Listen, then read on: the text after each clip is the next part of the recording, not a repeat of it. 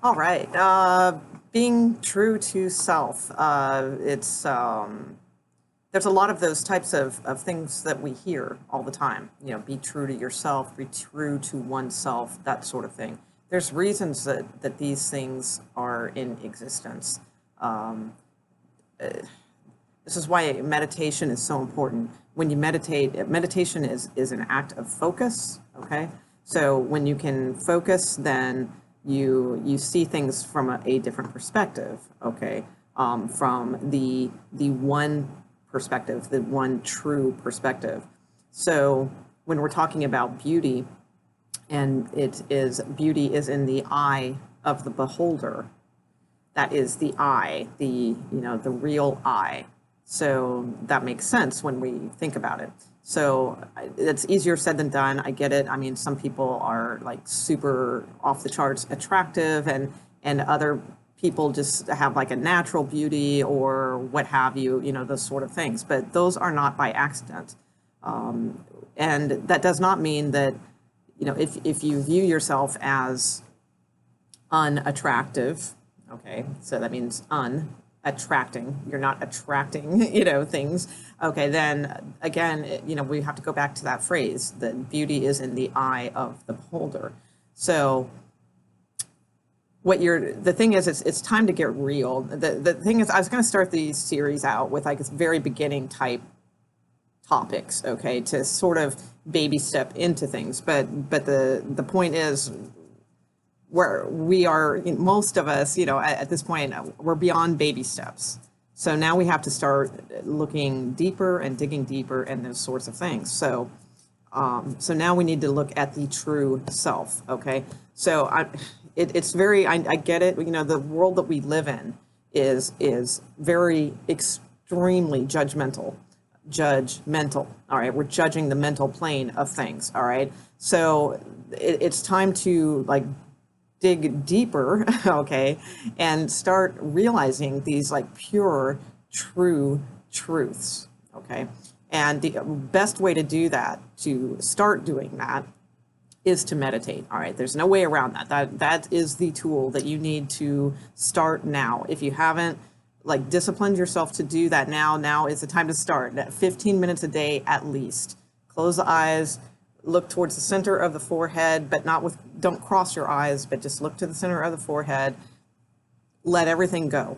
Because the thing is, here's the thing. I'm going to get off topics with some things, but whatever. It's all information. So, what we see is the real world. We feel it's lost its magic. And, that's why people like they turn to meditation and they turn to these things because they want these cosmic experiences. But the thing to realize is that the world that we see is the magic. That is the magic. Okay. So when you go into meditation, it's not to force these channeling of beings or to see cosmic visions or any of that. It's dark. When you close your eyes, it is dark for a reason. It is your rest space. It is your place to decompress from all of the magic, okay? And that's a whole different type of magic, okay? So, but the thing to start realizing is that the world that we see before us is the magic, okay? I mean, one of the things I always stress with people, people who are talking about manifestation and creating things and all that kind of deal, and oh, I tried this, but this is difficult, and blah blah blah, and all that type of stuff. Or I don't believe that, or any of that kind of thing. It's so simple to explain to people how real it is, because the thing is, we create human bodies, human beings come out of us. Okay, so you cannot tell me that we are not gods with the power to create. Okay, a male and a female, through the sexual act, create a human being that comes out into the magical world and starts their journey. So who can tell me that, who can argue that we are not creators? Of course we are creators. That's why this world that we we see as false and this and that and what, so, all those things, it is the magic world. That it's the magic. We're seeing it everywhere. We're seeing a combination of our creation and God's creation everywhere.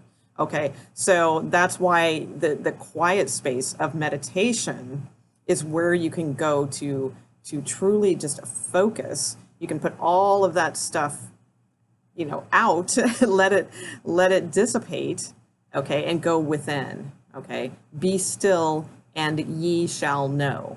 Again, there's a reason why these things are powerful. Not every statement, has some powerful meaning to it, but many of them do. So the ones that hold power and have held power for a long, long, long time, there is a reason for that, because there's a real truth behind all of those. Even like the old wives' tales and things like that, you can really look into those things and glean real truth from those.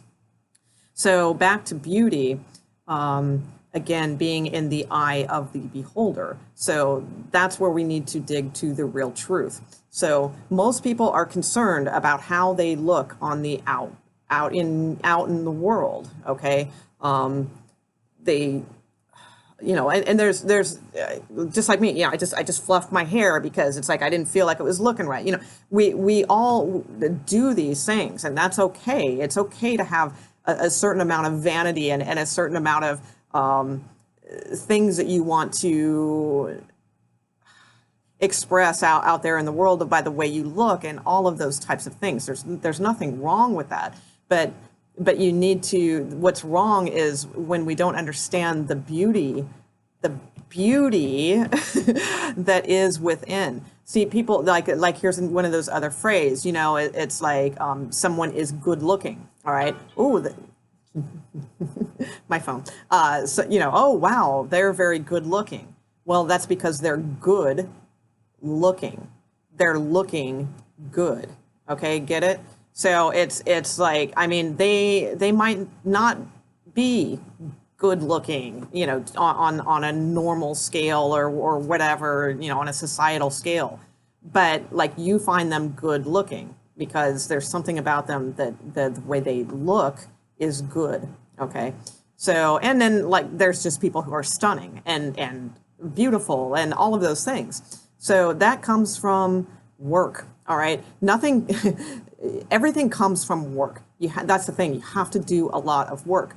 And the problem with the society is that that's translated into dieting or running, to get the strong body, or cutting down on something, or all these things, which those things, they're not really that helpful. Because the thing is, running, you go out and you run and you push yourself and all those types of things, you're going to hurt your knees. Okay, and your knees are your support. Your knees are your support to earth. It's Capricorn. It's knee cap. It's Capricorn. It's your support. So the thing is, it's like you need grounding, and you go out and run, and what do? You burn off all of this sweat.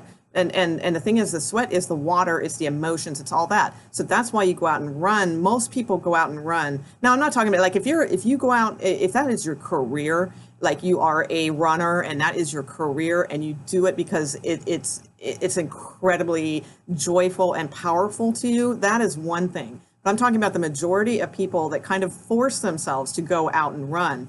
And, it's a forceful thing. But then once they get into it, they sort of enjoy it because they feel like it's their space. It's like their time to decompress, to forget about the problems, and they might put on some music or what have you. But the thing is, you are doing that because you're sweating, so you're losing water and emotion from your body, and that's fine. But the thing is that you are forcing yourself. It's like you are running. Running was designed for human beings for a very simple task of needing to move quickly and or away from danger. Okay, that is what running is for. Running is not to give you a fit body. That's what yoga is for. Okay, yoga takes care of all of those types of things. But running is just hard on your knees. You lose that sweat and that emotions. That's why, you feel like you're decompressing because you're losing, the water, the emotions, right? But then you get home and you just drink more water, to replace that, and you're bringing it back. You're not grounding yourself. All right, you're ruining your knees and your feet and everything else, which is your grounding mechanism. You need to stand in your power, not run from your power. So that's how things get confused, with stuff. And a lot of people too, like they incorporate like maybe chicken or something into their diet. A lot of people who are trying to look good will eat chicken and things like that, right? But I mean, a chicken it's called a chicken. It's like, it's like, people would tease you when you're a kid, oh, you're a chicken, or don't be chicken, or that type of phrase, like when you're scared. That's because chickens are scared. They're scared of everything. So it's like, and you're putting that vibration into your body. So you're running around, you're losing your emotions and all of that kind of stuff, but you're really not, because you just come back and replenish them with more water. And that makes you just want to run again, because you keep running. You're running away from things, right? Instead of standing firm in your core, in your power. Okay. And then, you're eating chicken, which is making you more afraid of standing in your power.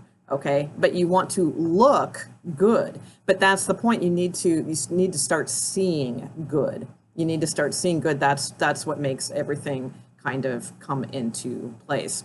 So, I'll